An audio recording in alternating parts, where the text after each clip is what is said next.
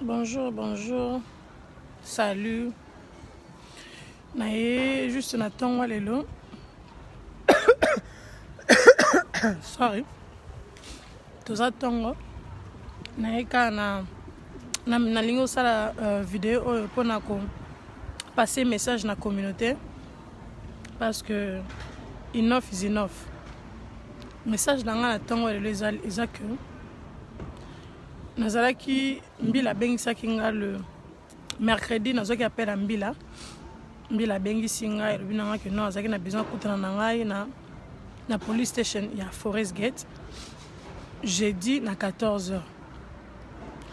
Tant mbila bengi nga na téléphone nanga ndako ayebisi nga ke non to bengi yo ko paniquer te eloko eza te mais to bengi yo parce que eza na image moko eza na téléphone na yo. Tous en a besoin de ça dans investigation. Nga pe tellement na yebi lote, na yebi likamote. Jeudi na se préparer qui comme mutunyoso na se présenter na police station. Ba bengi 14h mais na zaki déjà 13h déjà na zaki na police station. Tant na commis na la police mbila wana ye ozwanga na zaki na avocat na ngai ya avocat na nga moko. Ba bengi avocat na ngai ye. Et mbila afongoli abandi fallait dans ça l'interview mbila yebisinga que non eza na vidéo moko et circulaki na communauté na biso vidéo wana ezalaki ya mwana moka mukie ba âge ba 3 ans 4 ans ngana oyeba ngote mwana wana ba violaki et papa moka mukolo ya mundele mais biso lokwa communauté na biso toza ke tomoni mutu alie manga to partager tomoni mutu alie bombo to partager batu basali ba bêtise na bango batu baswani na ndenge na bango biso lokwa tozanga makambo sala na communauté en tout cas bo excuser parce que na lekisi presque journée na nga na police station bakanga ngate mais na fallait na fanda bazwa nga téléphone ba bando checker téléphone na nga ba sali sanga interview ba yeba po ba moni comme si ça clique ya ba congolais oyo bazo sala ke ba congolaise o bazo sala ke ba otala ka mabe ya bosoto ya buzoba et puis tant ya tali busoto buzoba na ye azo atindela ngo batu donc na yo mutu oyo otanga ki ngote na yo mutu oyo ofongola ki ngote mais de fait que lokola link wana ka ke kota ki na téléphone na yo oza victime ya makambo wana mulongo eze belé na communauté bakangi déjà belé basi bakangaki bamusu bazui courage obimate ya kosala vidéo ko bakeno tenga bakanga nga po vidéo wana elekaki na téléphone nanga mais ngai na robite na otika batu na otika batu bongo te na otika bandeko nanga bongo te po il faut na pesa message parce que mbila na ebisinga ke na communauté na yo kende ko pesa communauté na message ke vidéo nyonso zuite za ya ko partager vidéo nyonso zuite za ya ko fungula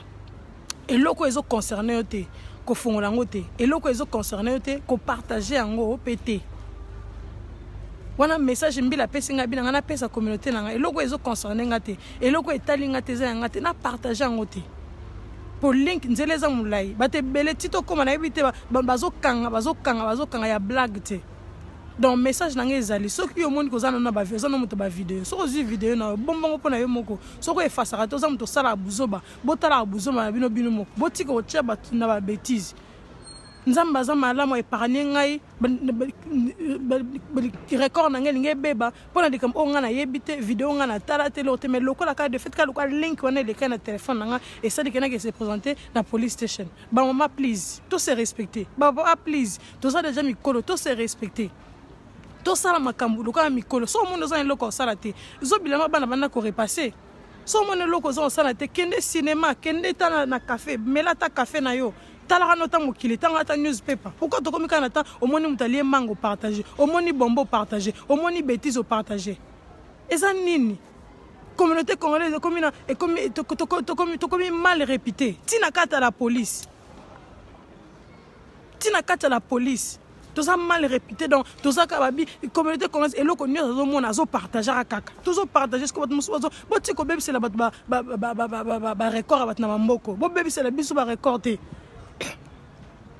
nakende na police te police akanga te mais naki ko se retrouver na police na likambo na yebite poka na zwaki vidéo ka ekote na fongola vidéo na te na partager ngote mais ka lokwa link wana ekota na téléphone nanga esali ke na ma victime na makambo nyos mais nzambe nanga tema na sambela nzambe nanga na sambela za na bon moy nzambe nanga za malang même bila oyebisanga ke non ndeza boye ke non nengo za na yeba ke non wana protection nzambe ko mbila reconnaître ke non za na protection nzambe ko nanga po alobi nanga ke non bayaka ko lukanga na ndaku bakanga nga me ba mona ngate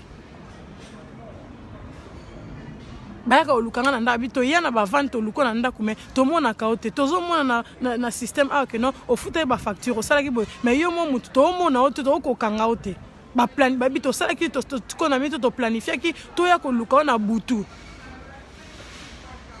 ba ko lukanga na butu na likamna yebite ba na ko sala crise a pamba likolo na mutu moko azoki vidéo na bo soto ya buzoba amonika lokaza na WhatsApp ba pesi so kaza WhatsApp ba pesi so kaza Facebook ozu o forward otika biloko wana communauté to fongola misu hein to tika buzoba to comment ça là nazo remarquer na communauté makambo eza malamu ezo éduquer batu ezo sala makambo bien ezo ekosunga biso to bonga to sala bien bana biso futur biso to sala ngote mais ba bêtise ne to sala please so oza amina nga oza camarade nanga oza na WhatsApp nanga na okebisa bino na lingi mutatindela nga vidéo te botindela nga ba vidéo te ata eza soki mutazo seka na ye ata mutazo lia manga na ye ata eza nango ya ko seka na lingi nanga vidéo susu te na téléphone na ngai botinda te na Facebook nanga pe botinda te kombo nanga ngai nazana makambo nanga mission nanga nzamba pesinga bino mutu moko linga yo bebisela nga kombo nanga na mboko pamba likolo nini ya vidéo kaka makambo na lo beza serré basi bakangi Q bato baye bazana